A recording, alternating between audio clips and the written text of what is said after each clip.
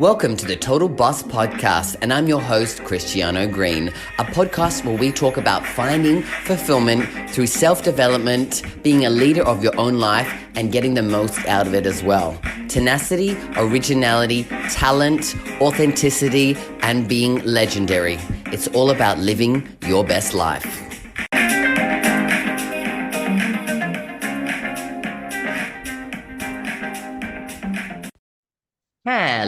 Hello, all you total bosses out there, and welcome to another episode of the Total Boss Podcast. I'm your host, Christiano Green, and I'm a mindset and relationship coach for gay men. And today on the podcast, we have a special guest today. It's not just me on my own. I'm interviewing a special guest, Paul Bryant, today, who is a cunning man, which is going to talk about a little bit more about what a cunning man is. But basically, it's a folk and spiritual healer. And he also owns a Celtic witchcraft magic shop. So I'm excited to have a nice, deep conversation today because I love spiritual connections. Welcome, Paul. Hi, welcome. Thanks for having me on today. It's been a real pleasure to be here. Awesome. Well, let's just jump in and talk about that because I said I would give you a chance to talk a bit more about what a cunning man is, because I'm sure everyone out there's going, cunning man, well, unless there's some people out there in your world listening, but for me, I'm sure there are some other people who would love to hear about that. Absolutely. So cunning man is an old English word, old Anglo-Saxon word. And it's very much a tradition that you find. In fact, it's been all the way across the British Isles, but particularly where I am in the southwest, in the West Country, there's a long tradition of the cunning folk. And the cunning folk, you might say, is kind of like our answer to like a shaman or a folk healer, someone who straddles the path between the physical and the spiritual realms, providing, healing or guidance. So if we think about, people out there who perhaps perform Reiki and, give tarot readings, for example, it's a similar kind of idea, except the healing would be more folk or herbal kind of related.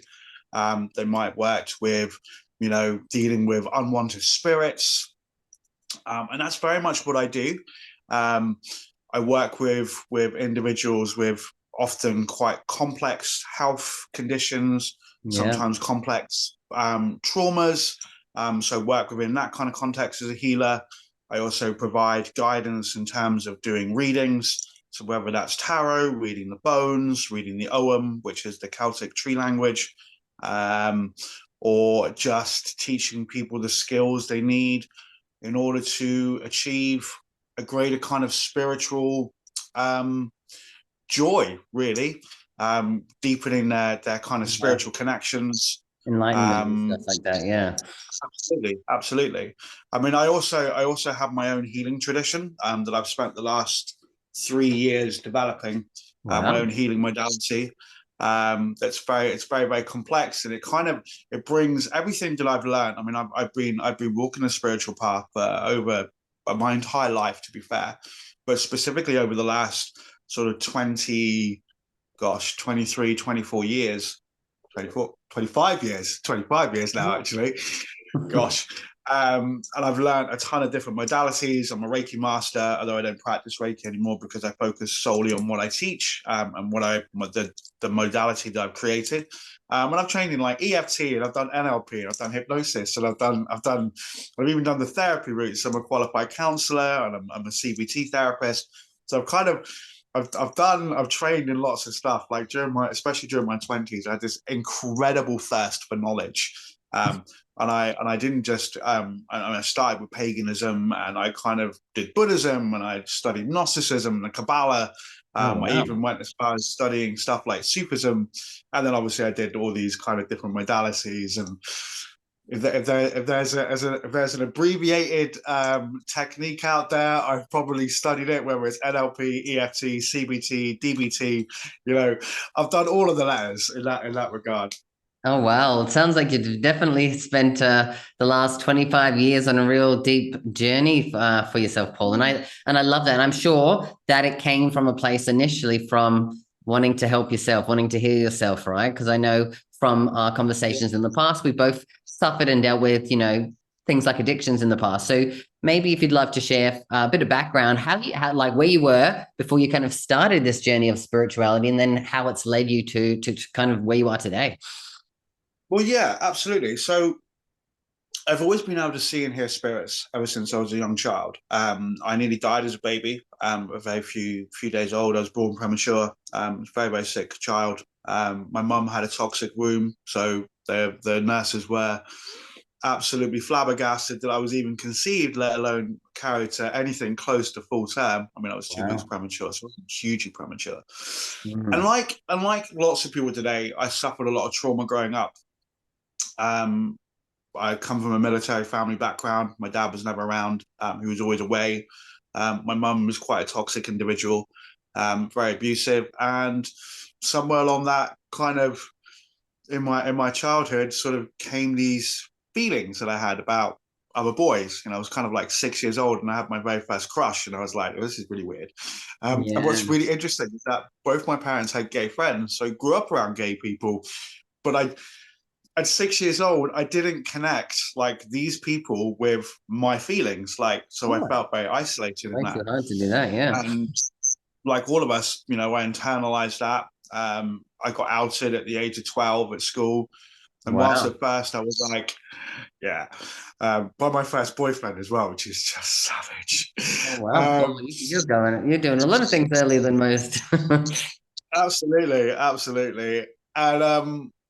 at first I was like, sort of denied it, and I kind of did like, oh, that's not true. And then one day I was like, no, absolutely. And then I was like, one day I was like, you know what? There's no point hiding this any longer. So I kind of outed myself, or sort of agreed with it. I said, yeah, no, it's true. And as a result, I spent the rest of my sort of secondary school education being horrifically bullied, always getting into fights, always getting into trouble, always seemed as that I was the problem. I wasn't the victim of bullying. It was my own fault, And I remember a teacher said, have you ever tried not being gay? Oh, yeah. What did I think of that? I just flicked the switch off, It's so simple now. And of course, how that affects us when we're in that kind of developing years, it affected my self-esteem. I first started like eating my feelings. So eating lots of chocolate, eating lots of food, kind of my weight would kind of yo-yo. And then someone introduced me to the wonderful world of cannabis.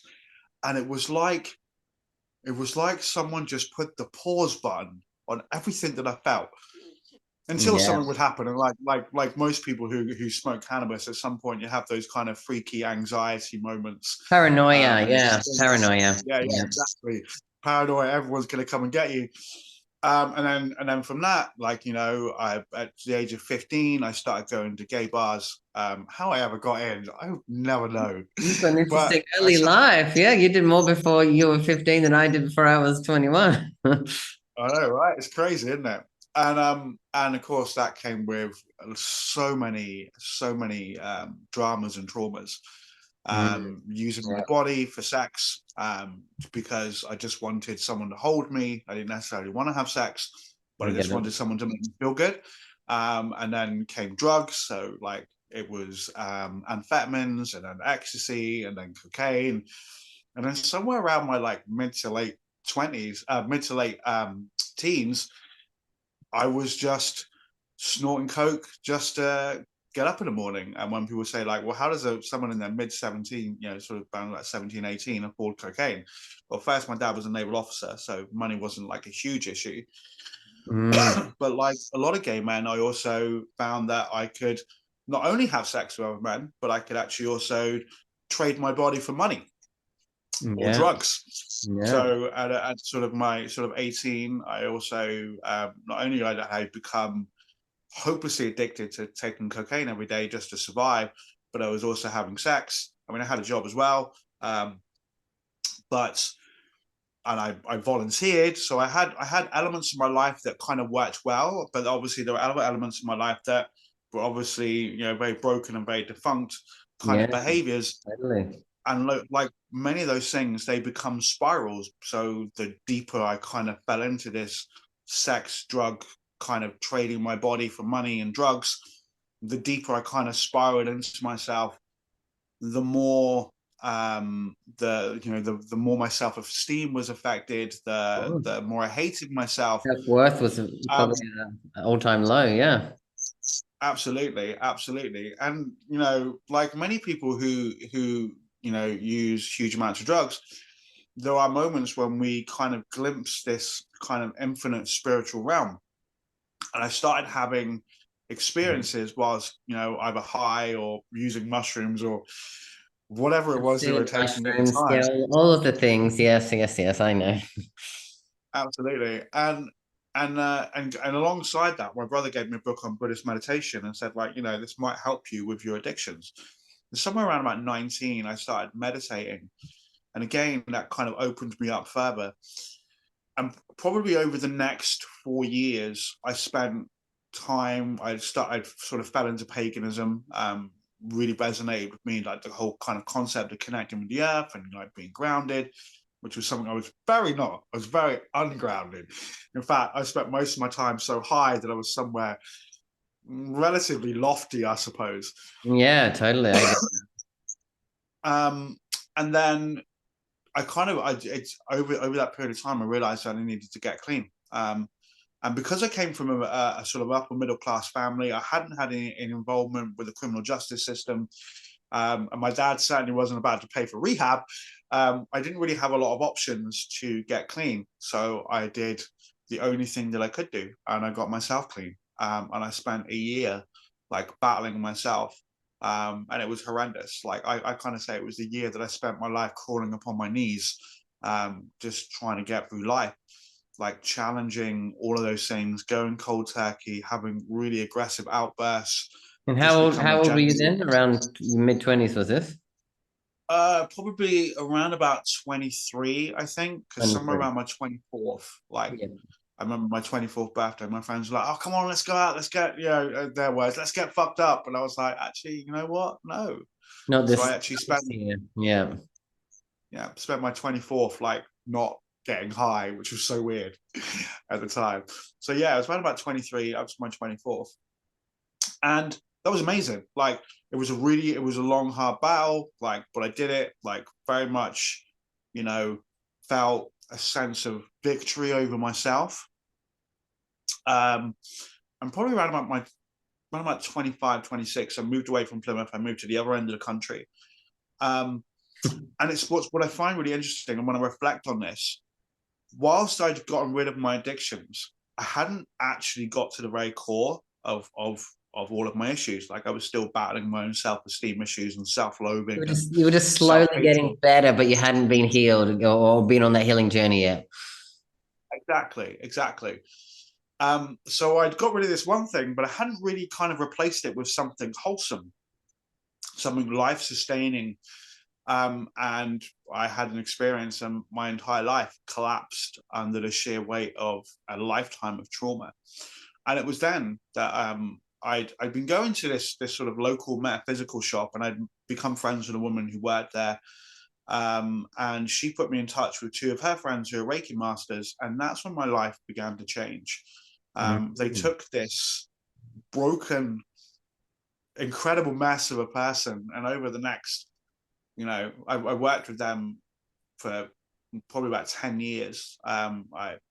Doing really deep healing, like working through all of my self-esteem issues, working through my traumas.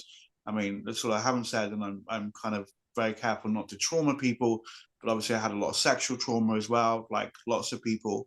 Yeah. So kind of working through that. And I hadn't actually realized, and this is the bizarrest thing, but everything that had happened, I hadn't actually realized how toxic my upbringing was as a child, and how incredibly cruel and vindictive my mother was. And that was the hardest thing of all the things I had to deal with. It was almost like I'd created this veneer over my life. Like it gets shit from the age of 12 onwards, right? Not that there's this whole piece that comes beforehand.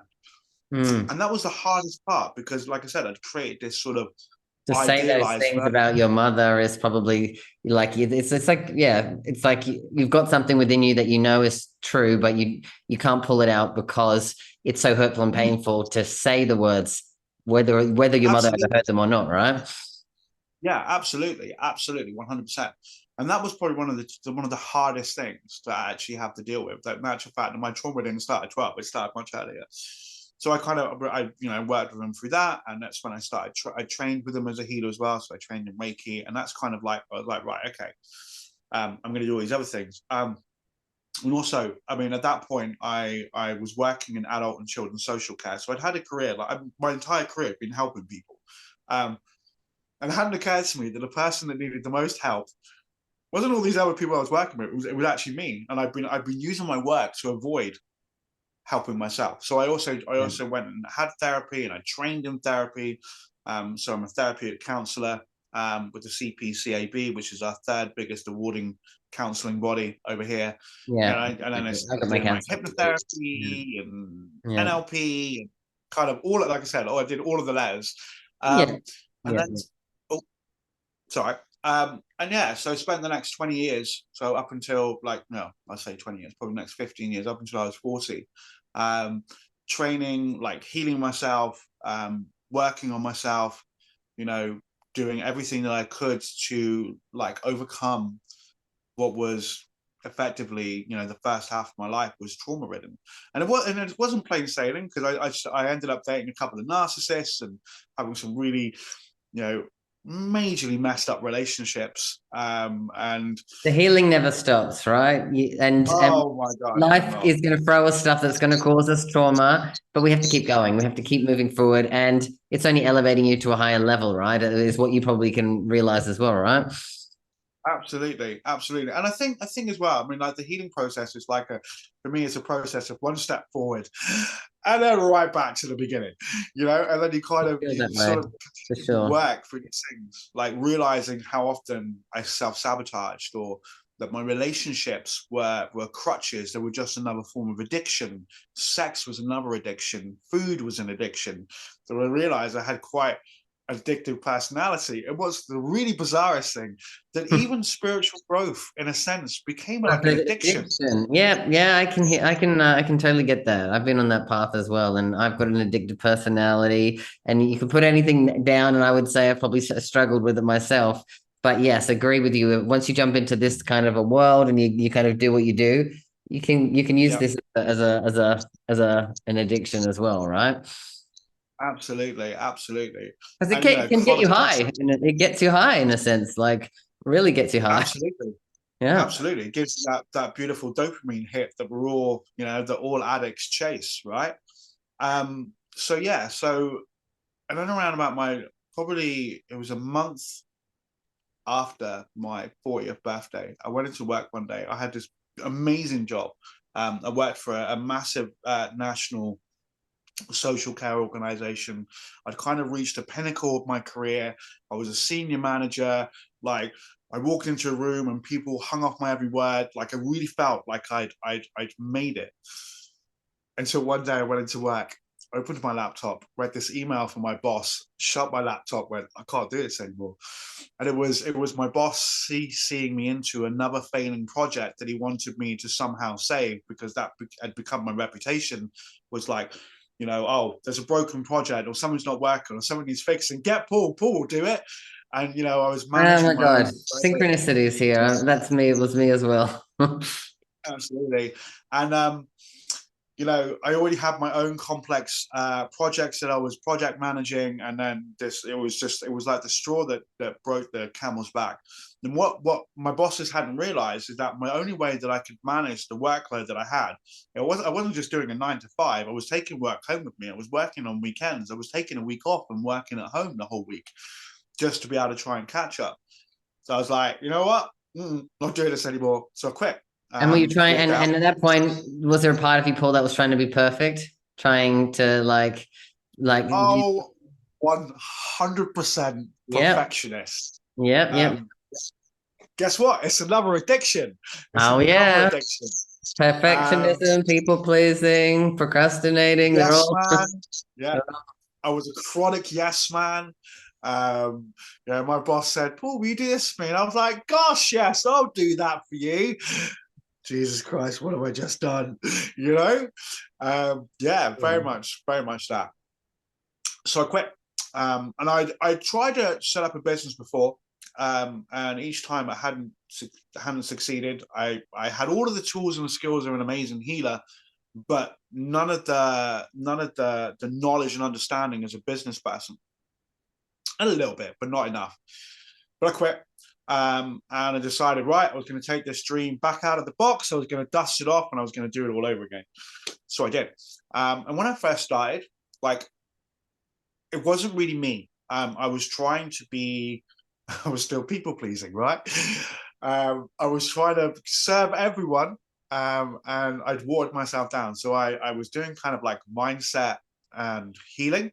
And that really wasn't me. Like, not that I don't like mindset, and mindset is a little bit of what I do, but I was doing very much mindset and mindfulness stuff. And my first year, I really struggled. And then I ended up working with an amazing business coach and mentor, a guy called Brian Campbell, who's amazing. And he taught, like, to be fair, I couldn't even articulate like what I did and who I was serving and how I did what I did. And I'd already started to write my first healing program at this point, which I still teach to this day in an updated form.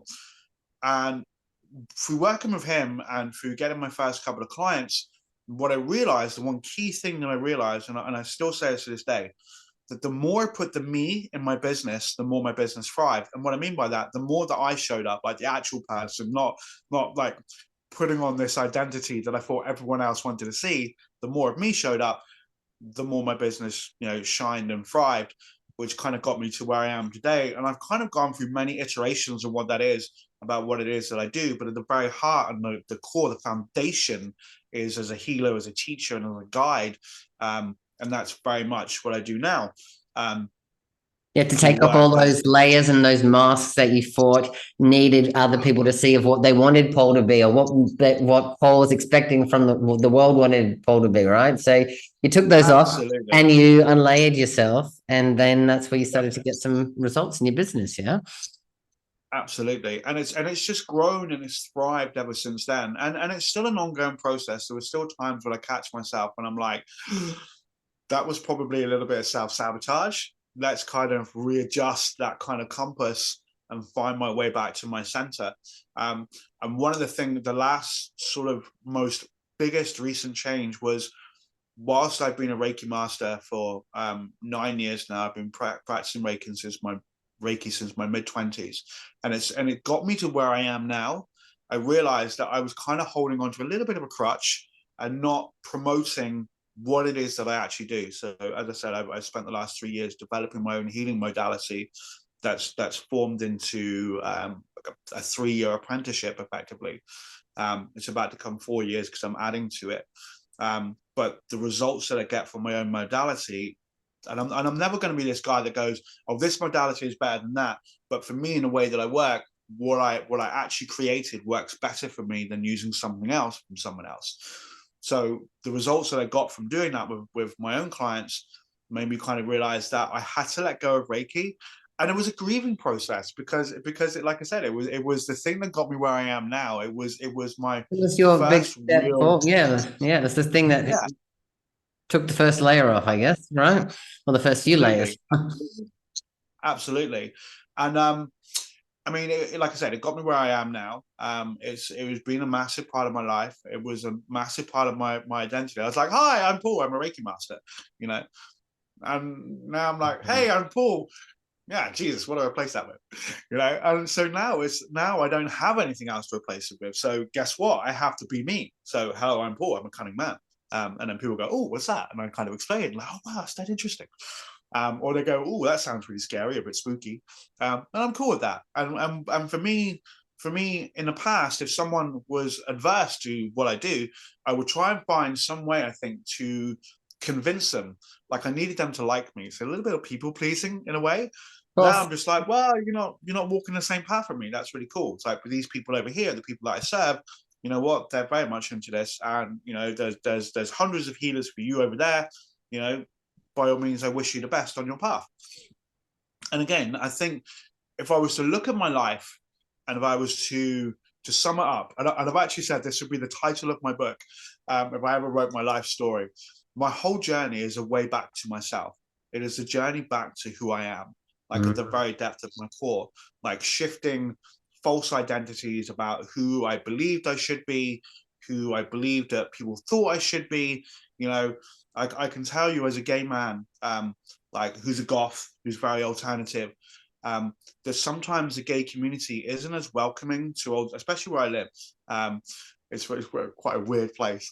Gay men aren't always as appreciative of those who live an alternative lifestyle, I agree. or who don't dress a certain way, look a certain way. And you know what? That's probably that one that I think that level of rejection was harder for me than being rejected by straight people. Like straight people, like you get it, the homophobic, you can justify it in yourself. You can go, well, they're ignorant, they're bigoted, they're a particular religion, perhaps. But gay men, But like, when my people don't see me for who I am or judge me for that or reject me for that, it's a much deeper punch to the gut than you can have, because when a straight man punches you in the guts, you can get back up, right? But when a gay man punches you in the gut, you almost just don't want to. You don't feel like you have the energy to do it. So I can get what you're saying for sure. yeah, absolutely. And I think like, that was one of the hardest forms of rejection I think I ever had to deal with. And it was one of those moments, I think, in my youth, like you kind of have that moment. It's like, right, okay, so do I become what everyone else wants me to become, or do I be myself? And I did. I tried changing the way that I dressed. I did this very briefly. I was told that Is this on the in your journey of like finding a partner and stuff like that, or just in general? this is when I was about 16, I think, kind of out in Oh, the gay so you're scene. a young gay man still trying to figure out who he is in general, right? Yeah, absolutely, absolutely. So do I like do this kind of become what everyone else wants me to do? So I did that. So I started dressing differently, and apparently I acted too manly. So then I tried acting effeminate, and that was just terrible. I can't. It just was so inauthentic that I was like, no, I'm not doing this. So kind of, in a way, I guess that was like my first act of complete defiance against like what was perceived to be what I should be. So from that point on, like I thought, no, I'm not going to be who these guys want me to be. So it very much instilled like a sense of rebellion and rebelliousness in me. But I still had to deal with all of these layers of people pleasing. And I think throughout my adult life, like it crops up every now and again. Like I've Oh, been out with friends and I've of had course. someone say like, "Why are you dressed like that?" Like, I don't know, why are you dressed like that? Because I went into my wardrobe before I left this evening and this was the outfit that I chose. Thank you very much. Have Exactly. a I nice spend life. a lot of time in my closet and I love what I've got in here. Exactly that. It's such a bizarre kind of thinking. But I guess this is the thing when people are dealing with their own wounds, that rather than just cleanse their own wounds, they The decide to projection. kind of take Yeah. woundedness, throw them at everyone else. Here you go, have some of my woundedness, have some of my lack of self-esteem. And of course, and this is the thing, when you're already wounded, you end up taking on other people's wounds. And it's such a bizarre kind of transference that happens between wounded people. Like this person's wounded, so they're going to make this person feel wounded, which in turn that person makes someone else feel wounded or makes them feel wounded. And what you end up dealing with is like a collective of deep-seated wounds that don't ever seem to get healed. And something that I've observed, and like as a gay man, you can probably appreciate this. The amount of straight people out there who just say, well, if you people would just stop doing this, or if you would just stop being offended, or if you would just stop, you'd have a better life. And I always say to people, like, imagine your whole life you've had to fight for your own right to an identity.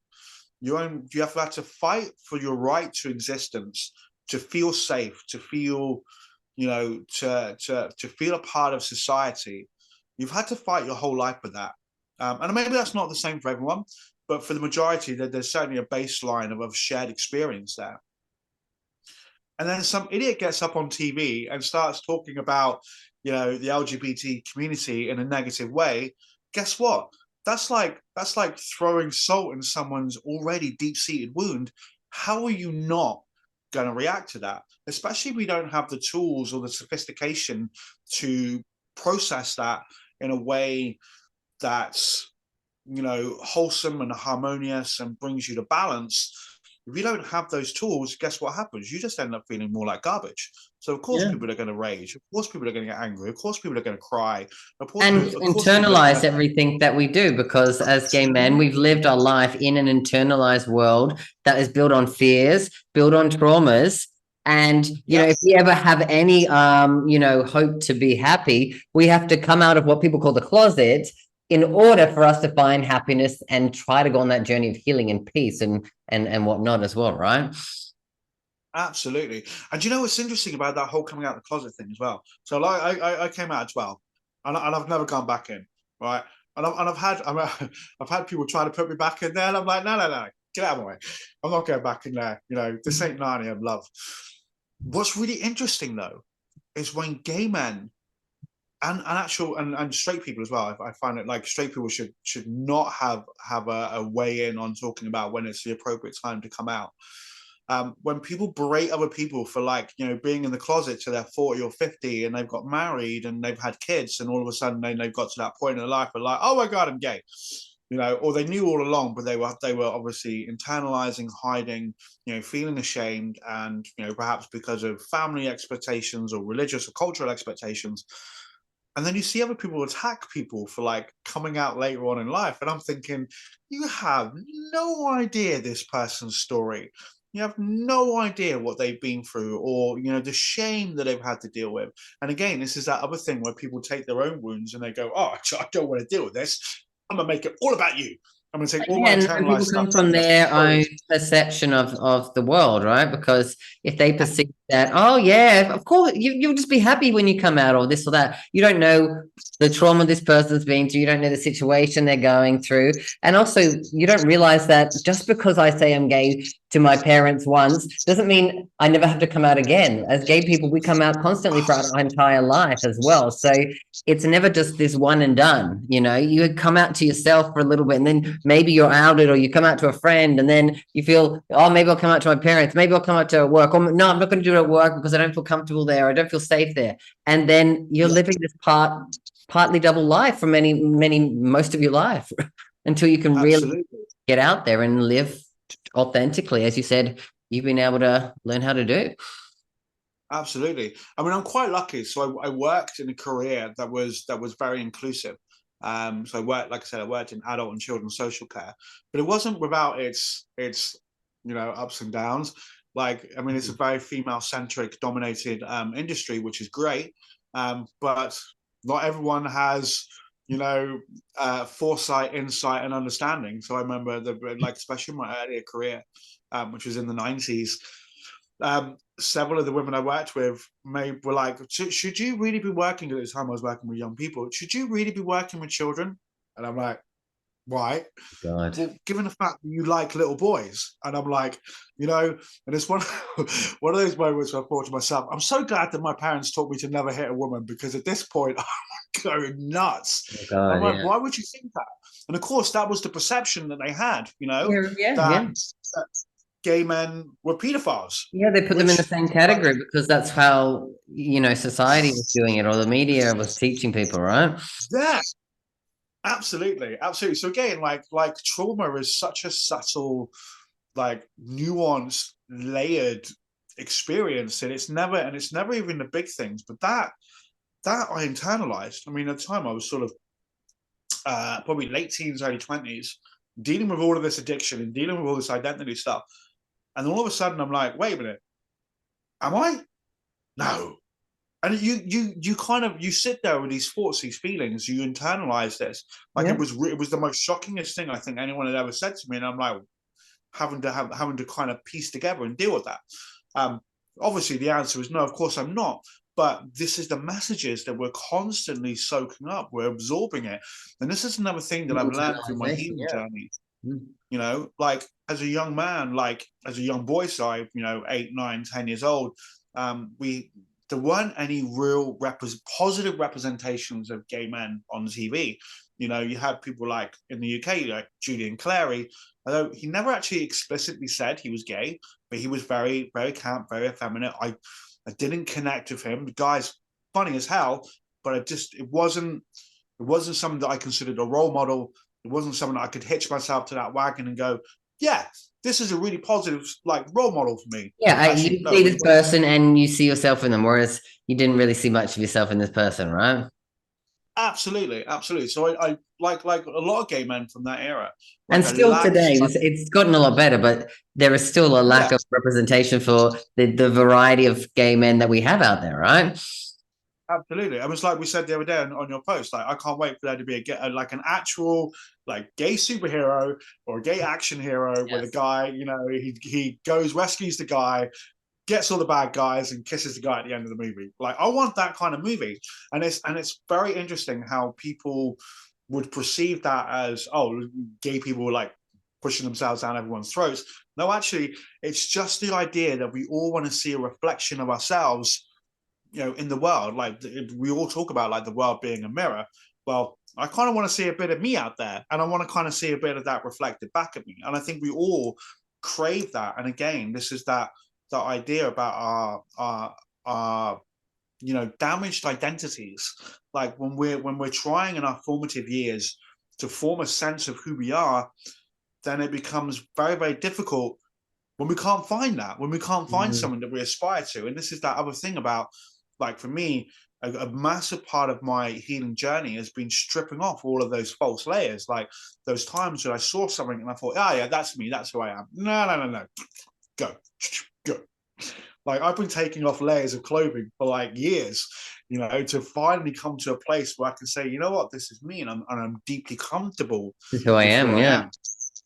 You know, and I think that's so important that young people, you know, and adults today have that experience that they can find at their deepest core in the center of themselves who they are.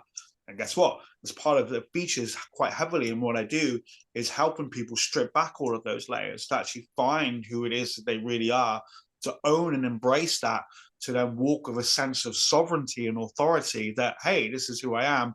And I don't really give a shit what you think. You know, I'm gonna stand in my power. I'm gonna own who I am, and I'm gonna embrace it. And I'm gonna love it. And I think there needs to be more of that. And I think it needs to start at an earlier age. I think, you know, we talk about teaching kids like how to read and write. How about teaching them to love themselves? You know, I mean, it might mean that us later on, you know, in our careers, there might be less of a need for us. But isn't that far better than having all of these kids growing up with trauma, not knowing who they are, not being able to love, not being able to love themselves? Like that should be like foundational course at school. Love yourself, because I think it's so fundamentally powerful, important that people are able to connect themselves in that way, like without doubt. Well, yeah, you're preaching to the choir here about self-love because literally that's one of the foundations of what I do. And it's actually one of the courses that I have is all about helping gay men to find happiness and create self-love in their life. So yeah, on the same page about that would be great if we could teach that in schools. But I know with the way the world works, so that's probably not going to happen. So yes, that, you know, I No, would point in life where we weren't needed. It's just that we're needed more than ever, you know, in this day and age, right? absolutely, absolutely, and again, you know, this is that thing, isn't it? That we don't talk about trauma. I mean, we still live in a world where we can't acknowledge that mental health, like you can't just say to someone, "Cheer up, mate," you know, crack on with it. Like that doesn't work. You know, it's this. Can you imagine like Because someone with growing up, you're goes told up? to get over so many things. Just get over it, move on, it's fine, let it go. Yeah, exactly. Just actually You know, doing that bottles it all up. It causes us to have the trauma. Whereas if we were actually able to understand how we should process these things, actually how to manage these things, we would be able to get over it. It wouldn't become mm, as deep as trauma as it has today because we would be okay to be able to talk about it, you know, with the people around us and know what that what happened was right or wrong. Doesn't matter. It happened, but how do we process it to move forward to let it go so it doesn't store in our body and that we can like I said, live as happy and free people. absolutely. I mean, could you imagine going up to someone with cancer and saying, "Hey, mate, you know, crack on with it, pull yourself up, dust yourself off"? You know, you wouldn't. You would act. Most people, one would hope, would act with a sense of compassion and treat that person with dignity. Yet somehow, when it comes to mental health, we, there are people out there who still can't fathom the idea that people do need medication, people do need therapy, people do need an opportunity to process. That their friend who keeps, canceling on them at the last minute, it's not because they're a flake, it's because on that day their anxiety perhaps is so high that they just can't face the world. And you know what? Again, going back to what I said, if we spent more time teaching kids to love themselves, to giving them the spaces to express and open experience. communication, expression. Yeah. Yeah. Yes, absolutely. I think we would be, one would hope, less likely to be dealing with really complex trauma and mental health again in later life. And again, this is something that I work with. When people say, like, when we talk about like what's your ideal client, like the work that I do lends itself to such a wide variety of different people. At the heart of what I do is helping people overcome all of those complex traumas. But that often manifests as physical health. You already said it, like trauma is stored in the body.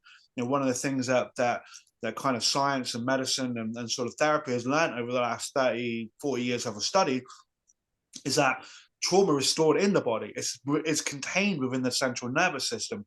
Without a process or a mechanism to release that trauma, it then begins to eat away and then becomes the physical health.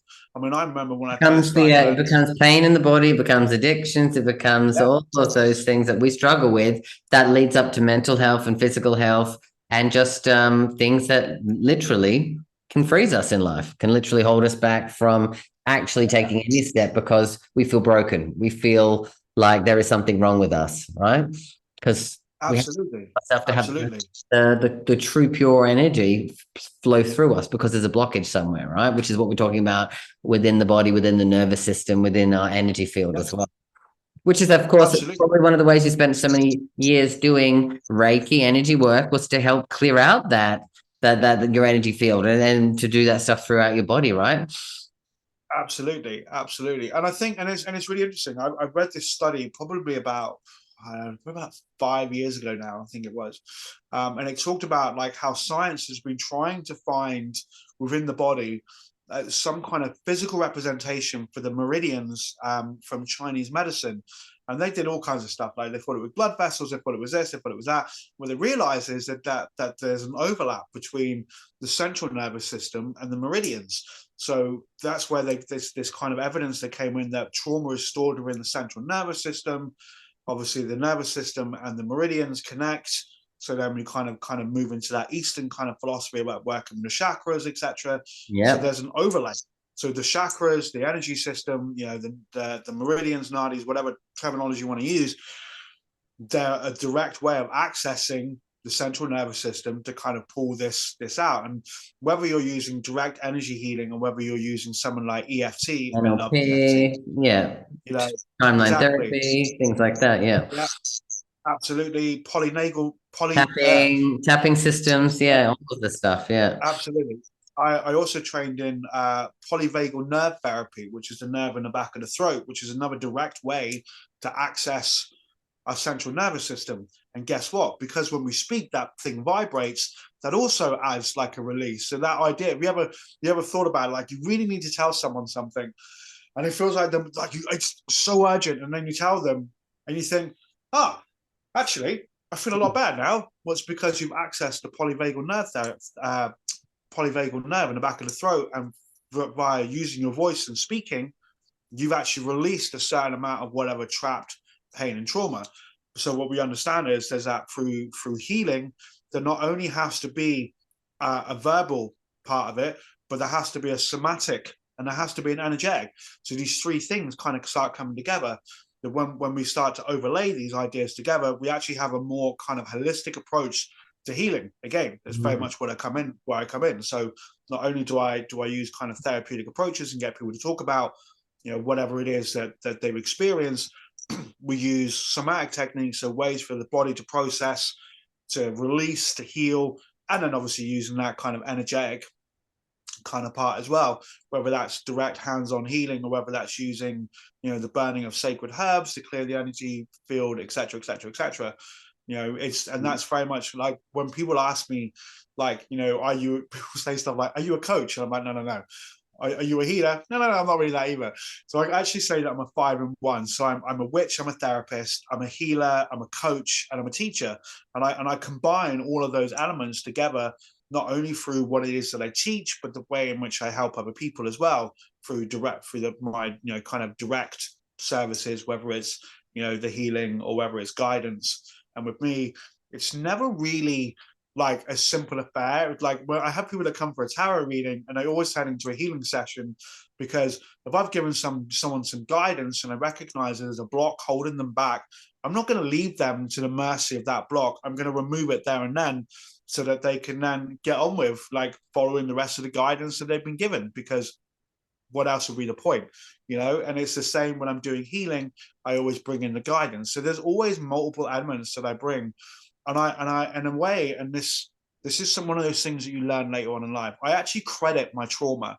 Like, I'm actually thankful for all of the horrific experiences that I went through, because they became the greatest teachers that I have. They did. And they were the things that helped guide the compass that made me go, right, okay, now this needs to go.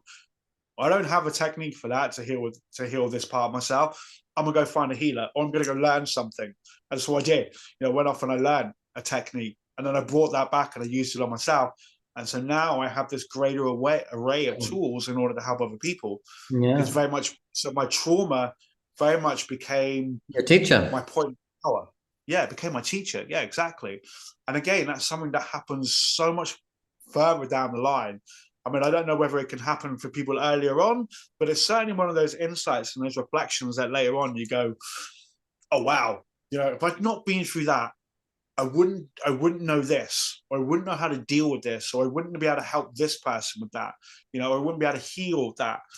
So yeah, again, life is lived forward this. and understood backwards upon self-reflection. Yeah, Absolutely.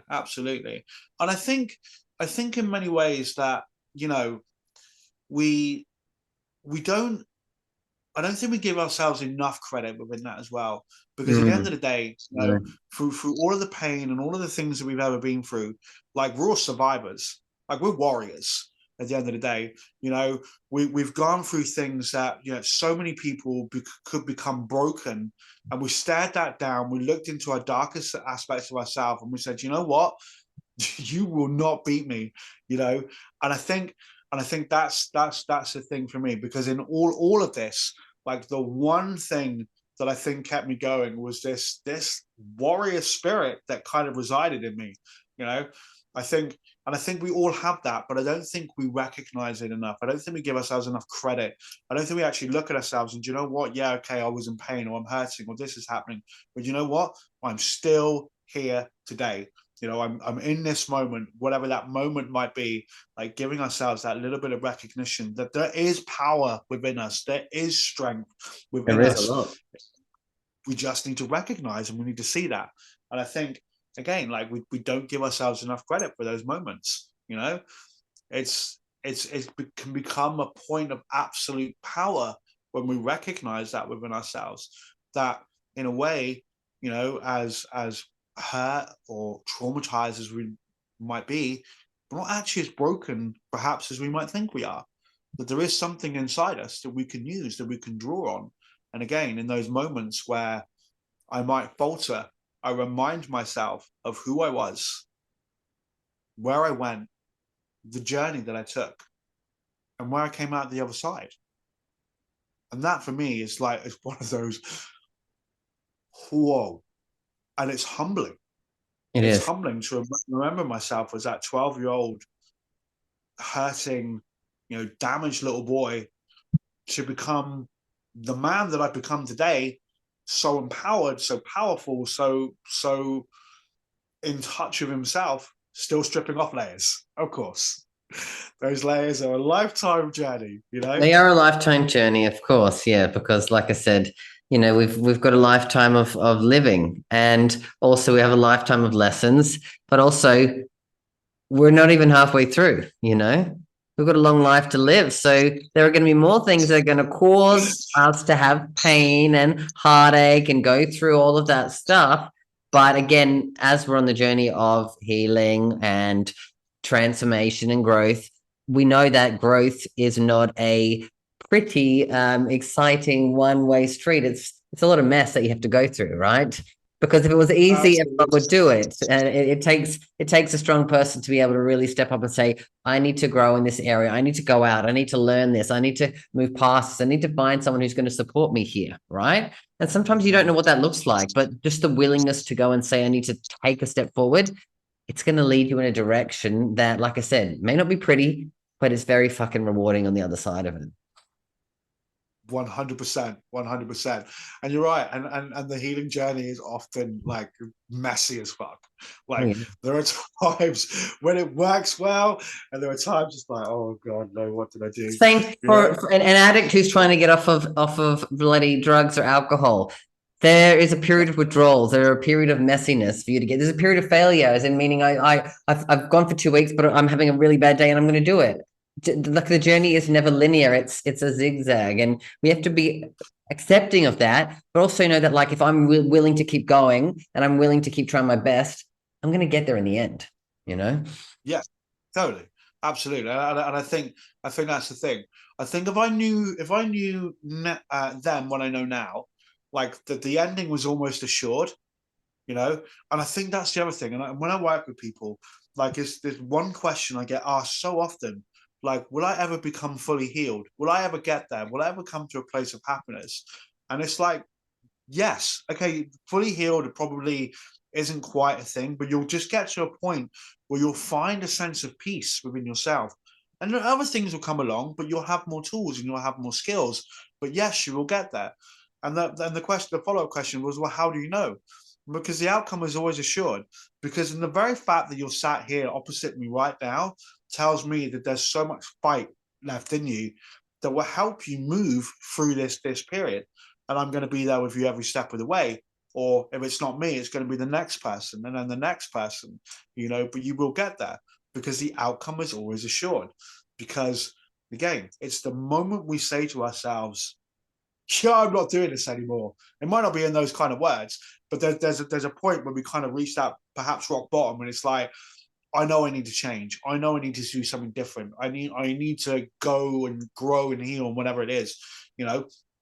And the moment we say yes to that, that's when our life begins to change. And it might take 5 years, 10 years, 20 years, 30 years, 40 years, whatever it might be. But the outcome is always assured, because once you step on this journey, right, you can divert, you can go off, you can self-sabotage as much as you want, but this path will keep calling you back. You will keep coming back to this point of, yeah, I really need to change my life, you know. And like I said before, like sometimes it's a step forward and it's like 100 back, but that's okay. Like you will get there. And it's the one empowering message that I give to all of my clients is that your outcome is assured. You will get there. It will just take you however long your journey takes you. You know, and again, I can't tell people like, oh yeah, you know, you're going to do this course, you're going to be fully healed, it could be amazing, and that's going to be the end of it. And life will never be bad again. It'll be rainbows and unicorns and all of the good things like that. Yeah, of course. Yeah, absolutely. But of course, it's never actually that way, is it? It's sometimes it's just a longer journey, and that's okay. But everyone gets there eventually. You know, the outcome is always assured because we've answered the call. Yeah, exactly. So if we were to ask you then, Paul, what would you tell that 12-year-old self of you that was, you know, at those darkest times? Is the advice what you just said then, that the outcome is always assured, or is there something else you'd like to, you know, tell that little 12-year-old Paul? I would probably tell him that, you know what, you're in for a really rough time, but guess what, kid? You've got so much fight in you that you will just keep going. And all of the times that everyone told you that give up, quit, you'll never amount to anything, you will just prove all of them wrong. And you won't even need to go back and say, ha ha, you know, I beat you or whatever, because you'll just come from such a place of authenticity that it won't matter, because you'll see everyone for who they are. But ultimately, like, love yourself because you're amazing. And, you know, and I think we all need to tell our 12-year-old selves or our 6-year-old selves or our 15-year-old selves. Or even our 30-year-old selves, you know, all of the years. Yeah. Absolutely, that as well. Absolutely. You know, just love yourself. And, you know, that sounds really overly simplistic, but love is at the end of the day, love is all there is. Like it's everything, you know? Yeah. Awesome. Definitely. Yeah, well, amazing having a deep conversation with you today, Paul. It's been a privilege getting to know more about your life and your story. So, for the people out there, how can people find you, Paul? Could share with the little people about you, yeah, but how people can find you. Yeah. So easiest way is to find me on my website, which is www.thecunningrove.co.uk. You can email me through there. My email address is on there, or you can send me a chat through the website. Alternatively, you can find me on social media. Again, it's the same name, The Cunning Grove. Do you need me to? I'll send that to you afterwards, and then You'll obviously send we me the can post stuff, it. and I'll link to your website or your Facebook, whatever you prefer for people to reach out anyway. And we'll have it in the link below Absolutely. wherever you're watching this or listening to this on whatever platform that is, because it's in many places. Awesome. So yeah, by all means, people can go check out the website, look at the healing sessions and stuff that I do, or the training, or for those who are into witchcraft and paganism, I have a wide variety of handmade magical Oh items yes, for you've got a magic shop. So yeah, you've got a magic shop that is located in your area, and people can find out where that is from your website as well. It's at the moment it's exclusively online. I did used to have Okay. a physical shop, but trying to manage a shop and clients became a little bit tricky. So one thing had to go. It's nice to be back home working, to be fair. But yeah, it's all on my website, along with all of my services and my products. Beautiful, awesome. Well, as I said, Paul, it's been a pleasure chatting to you. And for everyone else out there, I'll be back next week with another episode. And always remember that you've got this, and I've got you. Bye for now. Thanks so much.